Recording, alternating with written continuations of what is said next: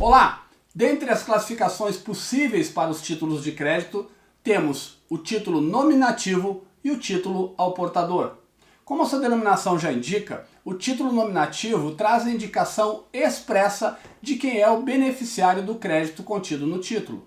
Dessa forma, havendo indicação literal de quem é o credor do título, somente ele pode requerer o seu pagamento. Mas a partir dessa regra, a pergunta que surge é se estaria o credor beneficiário do título vinculado a ele até a data do seu pagamento ou se poderia transferi-lo a uma outra pessoa. E a resposta para essa pergunta será, na maioria dos casos, sim, poderá transferir o título e o crédito nele contido através de um instituto jurídico denominado endosso. E será sobre essa declaração cambial, denominada legalmente de endosso, que trataremos nessa videoaula.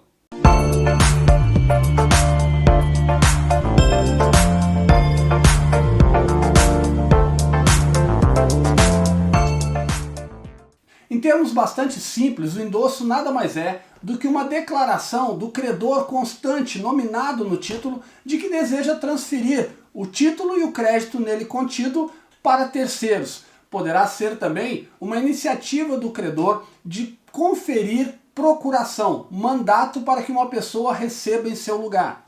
Enquanto nos títulos ao portador, na eventualidade de o credor desejar transferir esse título e o crédito nele contido a um terceiro, o fará através de simples tradição, entrega do documento a essa pessoa. De outro modo, quando falamos de títulos nominativos e a ordem, que indicam ali expressamente o nome do credor, essa transferência, transmissibilidade do crédito e do próprio título se fará mediante o lançamento do endosso na própria cártula. Mas essa é apenas uma das modalidades de endosso, é verdade, a mais comum e mais utilizada, em que se transfere o título e o crédito nele contido. Há também o endosso mandato. No endosso mandato, nós temos aqui a constituição de uma procuração. Sim, em que o endossante outorga poderes para o endossatário para que possa receber em seu lugar o crédito contido no título e posteriormente lhe prestar contas. Veja bem, vamos salientar, enquanto no endosso pleno se transfere o título e o crédito nele contido em sua plenitude, daí a classificação endosso pleno, no endosso mandato tão somente se outorga poderes para que uma terceira pessoa possa receber em lugar do credor originário nominado no título de crédito. Não. Isso não significa que o mandatário poderá exigir do devedor o pagamento do título e ficar com o valor para si, de forma alguma. No endosso pleno, isso é plenamente possível e é da natureza do endosso pleno. Mas ao revés, no endosso mandato, é necessário que aquele que é o endossatário recebeu a outorga para poder receber aquele título entregue o valor ao endossante porque a ele ainda pertence. E é com base nessas duas classificações, endosso pleno e endosso mandato, que podemos aqui sugerir um conceito para endosso. Seria então o endosso uma declaração cambial, porque constante no próprio título, eventual porque não é obrigatória, sucessiva porque surge depois que o título já foi constituído em sua origem, eventual e sucessiva que transmite o título e o crédito nele contido ou constitui mandatário para o recebimento do título no lugar do credor originário. E se nos perguntássemos, o endosso é uma cessão de crédito? Parece que sim, né? Mas não.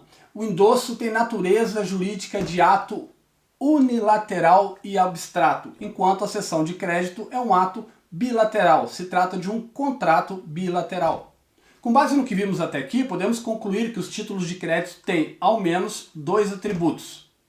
O primeiro é que o endosso transmite o título e o crédito nele contido se tratar de endosso mandato, ao passo que constitui mandatário se tratar de endosso mandato. O segundo atributo é que o endosso promove a circulação cambial. O que isso quer dizer? Que favorece com que o título possa ser transferido quantas vezes for necessário quando se tratar de títulos nominativos e à ordem. Aliás, esse atributo da circulação cambial é muito próprio, muito da natureza dos títulos de crédito que nasceram com esse objetivo, a facilitação para que pudessem circular entre credores e devedores em um âmbito social, favorecendo assim a economia. Em relação ao endosso pleno, há ainda uma classificação bipartida que merece atenção: o endosso nominativo ou em preto e o endosso ao portador ou em branco. O endosso será nominativo ou em preto quando o endossante não só assinar no verso do título, mas indicar quem é o novo credor, nominalmente. Assim, o título mantém a sua característica de título nominativo. Antes era nominativo, indicando agora quem é o novo credor, permanece o título assim nominativo.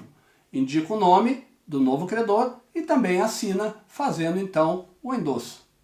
Já o endosso ao portador ou em branco é o mais comum, o que geralmente vimos no verso dos títulos, constando apenas a assinatura do endossante, sem indicação de quem seja o novo credor. Agora interessante também sobre o endosso, os efeitos obrigacionais que ele cria. Em relação ao devedor do título, constando nele endosso pleno ou endosso mandato, a sua obrigação é de pagá-lo sem oferecer qualquer resistência.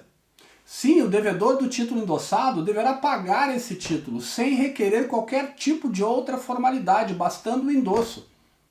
E mais, ainda que na relação originária possa ter surgido algum problema de qualquer natureza envolvendo a relação contratual ou negócio jurídico que fez surgir o título, não poderá o devedor oferecer oposição ao pagamento ao endossatário. Se o efeito obrigacional em relação ao devedor é pagar o título endossado sem oferecer qualquer oposição, em relação ao endossante, será que ele se livra daquele título de crédito por completo ou ele se vincula de alguma forma obrigacional?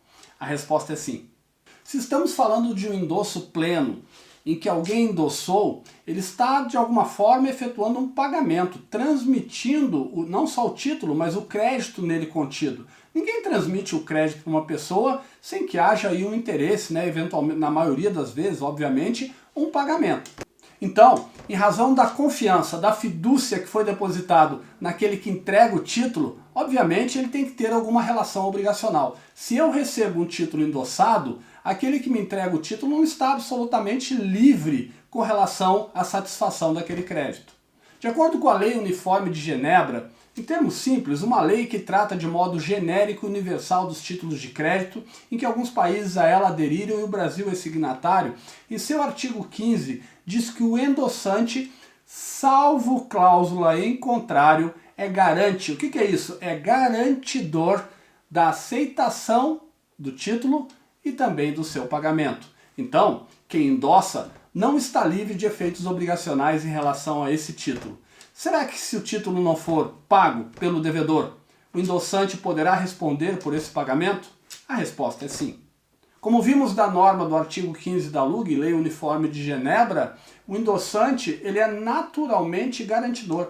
Ele é responsável pela aceitação da letra e também pelo seu pagamento. A LUG faz menção à letra de câmbio, mas a sua aplicação se refere a toda e qualquer modalidade de título de crédito. Mas uma expressão contida na norma do artigo 15 da LUG que chama atenção é salvo cláusula em contrário. O que indica que o legislador é que, embora o endossante seja naturalmente responsável pela aceitação do título e também do seu pagamento, poderá haver circunstâncias em que, lançado na própria cártula a cláusula de não responsabilidade pelo pagamento do título, ele se livrará então dessa responsabilidade subsidiária na eventualidade de não pagamento do título.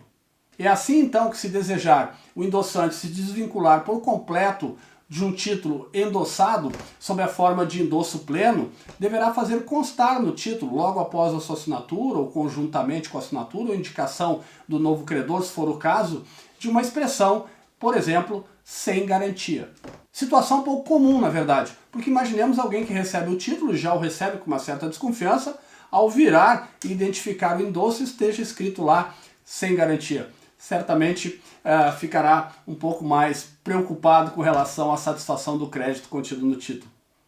Embora a previsão legal de poder lançar uma cláusula de não garantia de pagamento e aceitação do título, há títulos que não aceitam essa cláusula. São os casos da duplicata e da letra de câmbio, eis que sacadas pelo credor.